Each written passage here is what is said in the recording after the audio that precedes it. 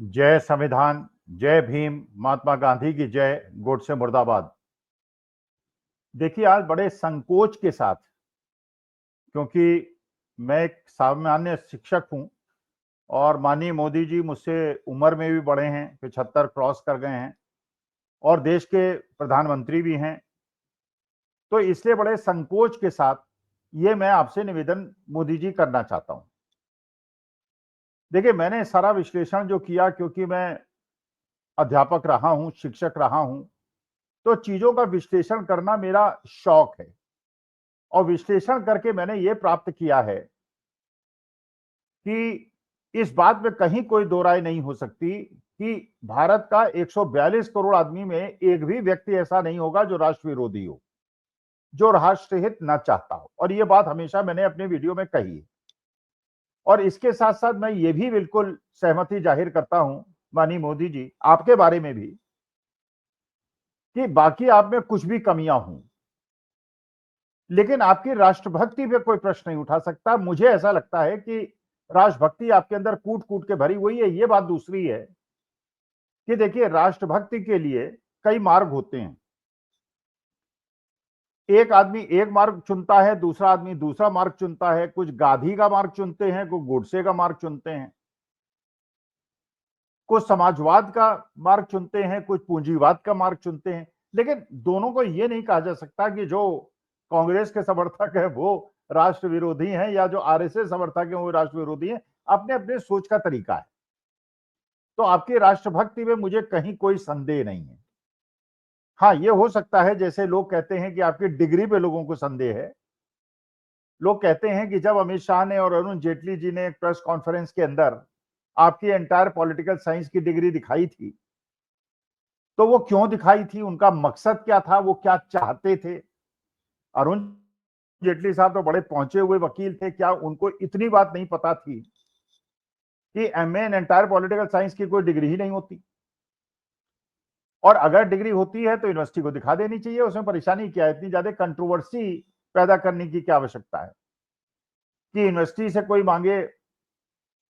जो सीआईसी है अगर वो आदेश दे कि भाई डिग्री आप दिखा दीजिए आवेदक को, और उसके बाद कोर्ट से जाके उसमें स्टे लिया जाए और कोर्ट ये कहे कि नहीं डिग्री नहीं दिखाई जाएगी, तो इसका मतलब यह है कि संदेह तो अरुण जेटली और अमित शाह साहब ने पैदा कर दिया। अमित शाह साहब ने क्यों किया, ये तो आपके सहयोगी हैं, आप उनसे पूछ सकते हैं कि उन्होंने ऐसा क्यों किया था। तो बाकी चीजों में कंट्रोवर्सी हो सकती है, लेकिन आपके राष्ट्र प्रेम पे मुझे कोई संदेह नहीं है। और इसीलिए मैं हिम्मत कर रहा हूं, मैं संकोच को त्याग रहा हूं और आपसे निवेदन कर रहा हूं, राष्ट्रहित में जो है वो आपको करना चाहिए। देखिए, पूरे विश्व के अंदर सबसे बड़े समुदाय चार हैं। चार धर्म जो हैं उसके लोग सबसे ज्यादा विश्व के अंदर हैं। मुसलमान हैं, क्रिश्चियन हैं, हिंदू हैं और बौद्ध हैं। हमारे देश के अंदर भी चारों धर्म हैं।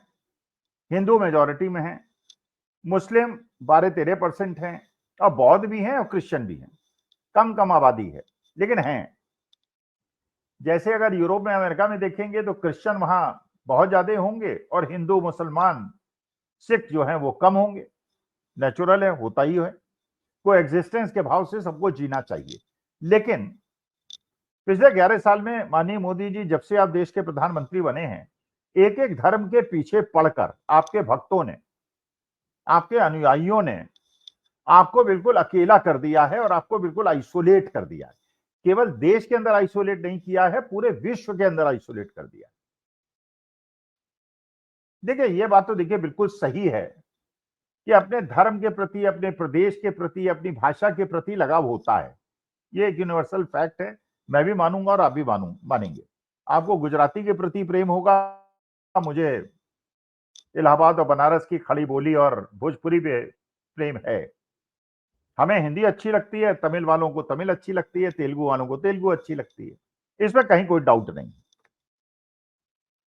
लेकिन कोई एग्जिस्टेंस की भावना ही से विश्व चल सकता है। लेकिन आपके जो गोदी मीडिया है और आपके भक्तों ने देखिए आपके लिए क्या परेशानी क्रिएट कर दी, आप उसको भोग रहे हैं और झेल रहे हैं। सबसे पहले मुसलमानों के पीछे पड़ गए। खैर आपकी राजनीतिक मजबूरी थी, आपको राजनीतिक हित साधने के लिए, मेजॉरिटी को एकजुट करने के लिए, माइनॉरिटी को आइसोलेट करने के लिए उसको करने की आवश्यकता थी। लेकिन गोदी मीडिया ने उसको और जाके फैला दिया। रोज शाम को हिंदू मुसलमान, हिंदू मुसलमान, हिंदू मुसलमान करते हुए उन्होंने आपके लिए परेशानी क्रिएट कर दी। अब मानी बात है कि अगर यहां हिंदुस्तान के मुसलमानों को इस प्रकार से आतंकित और परेशान किया जाएगा कि अगर वो कह दें आई लव मोहम्मद तो उन पे एफआईआर लिखा दी जाए, और मैं कहूं कि आई लव सनातन, भाई क्या परेशानी है? I love Sanatan, they love Allah, they love Mohammed. Sikh जो है they love Sikhism, Christians they love Jesus. What is the problem in that? भाई it is but natural that I will, मैं अपने जो मेरे धर्म के प्रतीक हैं मैं उनका सम्मान करूंगा, लेकिन उस पर एफआईआर लिखा देना, मेलों के अंदर मुसलमानों के स्टॉल्स हटा देना, झूले हटा देना, तो ये जब होता है तो इसकी प्रतिक्रिया पूरे मुस्लिम वर्ल्ड के अंदर हुई। और मुस्लिम वर्ल्ड आप जानते हैं विश्व के अंदर सबसे ज्यादा अगर अमीर देश कोई है तो मुसलमान है, उसके बाद क्रिश्चियंस हैं, हिंदुओं का नंबर तो बहुत पीछे आता है समृद्धता में। तो सारे मुसलमान देश कब तक इस बात को सहन करते जब उनको रोज इंटरनेट से ये सूचना मिल रही है कि भारतवर्ष के अंदर मुसलमानों के साथ क्या व्यवहार हो रहा है और मुसलमानों को स्केपगोट बनाया गया है। सारे मुसलमान देश पहले तो हमारे साथ थे आज से 15-20 साल पहले, और धीरे धीरे आपसे अलग होते जा रहे हैं। यहां तक की स्थिति आ गई है कि सऊदी अरेबिया जैसा देश जो हमेशा आपके साथ खड़ा रहता था वो पाकिस्तान के साथ युद्ध समझौता कर रहा है। बाकी ईरान भी आपके अगेंस्ट है, अजरबैजान भी आपके अगेंस्ट है, और बाकी देश तो मुसलमान आपके खिलाफ इसलिए हैं कि आप इजराइल को अपना सबसे अच्छा दोस्त मानते हैं। लेकिन चलिए, पहली बार तो आपने इजराइल को कंडेम करके प्रस्ताव से बहिष्कार कर दिया था, इस बार कम से कम आपने इजराइल को बहिष्कार करने के मसौदे पर हस्ताक्षर किए, लेकिन आपके भक्त उसको मानने के लिए तैयार नहीं है। अब इधर भी नाराजगी, उधर भी नाराजगी, इजराइल भी नाराज और मुस्लिम वर्ल्ड भी नाराज। तो चलिए ये आपने किया, अब उसके बाद आप क्रिश्चियंस के पीछे पड़ गए, आपके भक्त और गोदी मीडिया। जो मणिपुर के अंदर एक प्रॉब्लम थी कि वहां के जो कुकी समुदाय के लोग थे जो बेसिकली क्रिश्चियंस हैं, उनके खिलाफ एक कोर्ट का आदेश हुआ, वो उसके खिलाफ एजिटेटेड थे, लेकिन भारतीय जनता पार्टी के सहयोगियों ने वहां जाकर उसे हिंदू क्रिश्चियन नैरेटिव बनाकर, गोदी मीडिया ने हिंदू क्रिश्चियन नैरेटिव बनाकर उसको तूल दिया और मैती और कुकीज को आमने सामने खड़ा कर दिया। बाद में थोड़े दिनों के बाद दोनों को समझ में आया भाई हमारी तो लड़ाई नहीं थी, हम क्यों लड़ रहे हैं आपस में। और उसके बाद जब 2024 का चुनाव हुआ तो दोनों सीटें कांग्रेस वहां जीत गई। तो क्रिश्चियंस के खिलाफ जब आपने किया तो क्रिश्चियन देश भी कहने लगे यार ये क्या हमारे, और वहां आपने 200-250 गिरजाघर जला दिए। अब वो मानी बात है कि वो लोग इंटरनेट से देखते हैं तो उनको कष्ट होता है कि उनके धार्मिक मंदिरों को क्यों, हमें जैसे कष्ट होगा अगर हमारे मंदिरों को कहीं विदेश में जलाया जाएगा तो हमें भी कष्ट होगा। तो वैसे ही क्रिश्चियंस को हुआ। अब वो चली, अब आ गए बौद्धों पे। आप जानते हैं कि बहुत बड़े देश ऐसे हैं, चाइना है, बाकी म्यांमार है, श्रीलंका है, जहां बौद्ध बहुतायत में है, थाईलैंड है। अब आप जो है, जो लद्दाख का मसला था, भाई आपने बिना बात के लिए एक बने बनाए स्टेट को 3 यूनियन टेरिटरीज में बांट दिया। वहां की लोकल ट्राइबल पॉपुलेशन को आपने कुछ वादा किया था मोदी जी, वो आपने पूरा नहीं किया। वहां पे एक लोकल पॉपुलेशन के अंदर आपके प्रति एक असंतोष पनप रहा था 1-1.5 साल से। और वहां पे 2 ही प्रकार की कम्युनिटीज रहती हैं, मुसलमान रहते हैं और बौद्ध रहते हैं। पहले तो बौद्ध और मुसलमानों को लड़ाने का भारतीय जनता पार्टी वालों ने कोशिश की और बौद्धों को नेता बना लिया। सोनम वांगचुक जो वहां के एक तकनीकी ज्ञान के विशेषज्ञ हैं, पहले वो भारतीय जनता पार्टी के ब्रांड एम्बेसडर 6-7 साल पहले तक होते थे। उन्होंने वहां यूनिवर्सिटी भी एक एस्टेब्लिश किया, और वो यूनिवर्सिटी ऐसी है जहां पे बच्चों को ट्रेन किया जाता है स्किल डेवलपमेंट के बारे में, जिससे वो नौकरी पा सकें, केवल एजुकेशनल डिग्री न प्राप्त करें। स्कूल भी उन्होंने बनाया हुआ है। जो 3 इडियट्स पिक्चर आमिर खान ने बनाई थी वो भी उन्हीं के कथानक पे बनाई थी, और उन्हें कई अवार्ड्स भी मिल चुके हैं। और इंटरनेशनल फिल्म की आदमी, पूरे विश्व के अंदर सोनम वांगचुक को लोग जानते हैं, और वो गांधीवादी व्यक्ति भी हैं। पिछली बार भी आपने देखा वो दिल्ली तक यात्रा करने आए थे, पद यात्रा की थी, उनके साथ बहुत सारे लोग थे, लेकिन पुलिस ने उनको भी परेशान किया, सब कुछ हुआ। पिछले 20-25 दिन से वो लद्दाख की, अब वो बता रहे हैं कि साहब चीन जो है हमारे देश में घुसा चला आ रहा है, हमारे लोगों को परेशान कर रहा है, लेकिन उस पर कोई सुनवाई न करते हुए उनकी बात नहीं सुनी जा रही थी। और अचानक जो वहां पे बच्चे हैं, जेंजी हैं, लद्दाख लेके, जो मुसलमान और बौद्ध हैं, वो एकजुट हो गए और सोनम वांगचुक को जिस प्रकार से इग्नोर किया जा रहा है उसके खिलाफ वो भड़क गए। उन्होंने वो किया जो उन्हें नहीं करना चाहिए था, लेकिन बच्चे हैं, बच्चे तो गलत सलत कर ही लेते हैं उत्साह में। लेकिन आपके गोदी मीडिया ने और आपके भक्तों ने अब सोनम वांगचुक के तरफ दौड़ लगा दी और सोनम वांगचुक को एंटी नेशनल बताने लगे, एनार्किस्ट बताने लगे, पता नहीं क्या क्या बताने लगे।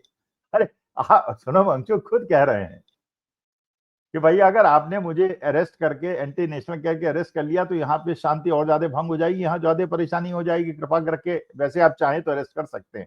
जैसे अन्ना हजारे को कांग्रेस सरकार ने इसीलिए अरेस्ट नहीं किया था कि उससे आंदोलन और ज्यादा फैल जाता, लेकिन आपने वो कर दिया।